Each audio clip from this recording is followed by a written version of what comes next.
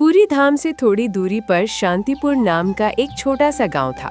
उसी गांव में एक बुजुर्ग अम्मा रहती थीं, जिनका नाम था गौरी अम्मा। अम्मा का गुस्सा पूरे गांव में बहुत मशहूर था, लेकिन उससे भी कहीं ज्यादा मशहूर था उनका प्रभु जगन्नाथ जी के प्रति अपार प्रेम। अम्मा प्यार से प्रभु जगन्नाथ को लल्ला कहकर बुलाती थीं। वे उन्हें भगवान नहीं बल्कि अपना बेटा मानती थीं। अम्मा का एक नियम था जो वर्षों से चला आ रहा था। वे कहा करती थीं, पहले मेरा लल्ला खाएगा फिर मैं खाऊंगी। जब तक अम्मा अपने लल्ला यानी प्रभु जगन्नाथ जी को भोग नहीं लगाती थीं, तब तक वे पानी की एक बूंद तक नहीं पीती थीं। गांव वाले कहा करते थे कि अम्मा का गुस्सा चाहे जैसा हो, लेकिन प्रभु जगन्नाथ जी के प्रति उनका प्रेम एकदम सच्चा है। अम्मा रोज प्रभु के लिए तरह तरह के स्वादिष्ट पकवान बनाती और उन्हें भोग लगाती। वैकुंठ में विराजमान प्रभु जगन्नाथ जी प्रसन्न होकर वो भोग स्वीकार करते थे।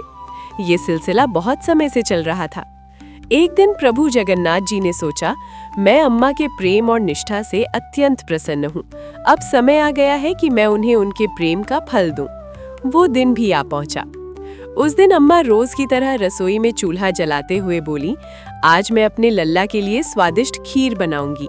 बस इतना सुनते ही वैकुंठ में बैठे प्रभु मुस्कुरा उठे। वे तुरंत अपने छोटे भाई बलभद्र और बहन सुभद्रा के पास गए और बोले, सुना तुमने, आज अम्मा खीर बनाने वाली हैं। चलो आज अम्मा की खीर खाने चलते हैं। ये सुनते ही बलभद्र जी हंसते हुए बोले, नहीं भैया, मैं नहीं जाऊंगा। अम्मा का गुस्सा याद है ना?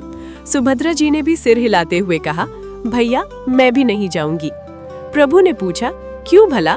बलभद्र जी बोले, अगर गलती से भी हमें अम्मा ने पकड़ लिया तो बहुत दंड देंगी।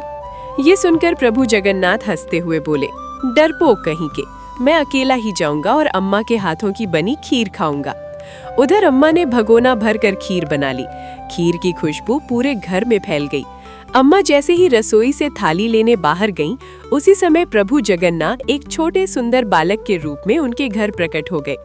बड़ी बड़ी आंखें, मासूम चेहरा और शरारती मुस्कान लिए वो बालक सीधे खीर के भगोने के पास गया और पूरी खीर पर टूट पड़ा।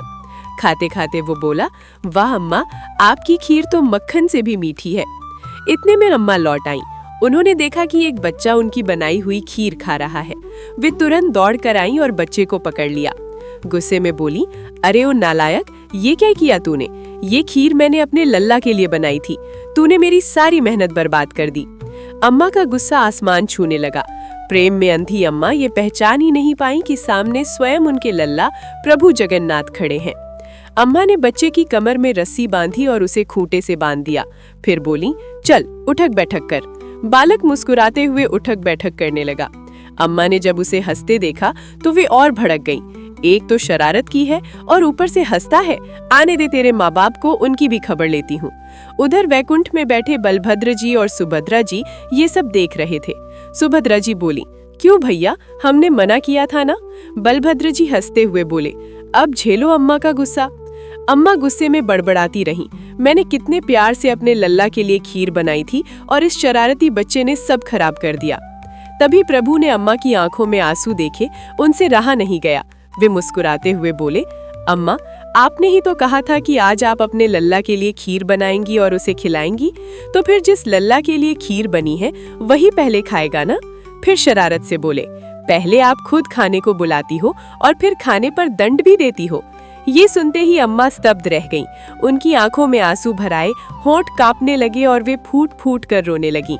रोते हुए बोली, मैं अंधी हो गई थी लल्ला, मैं पहचान ही नहीं पाई। कांपते हाथों से अम्मा ने प्रभु की कमर से रस्सी खोल दी। मुझे माफ कर दे, मुझसे बहुत बड़ी गलती हो गई।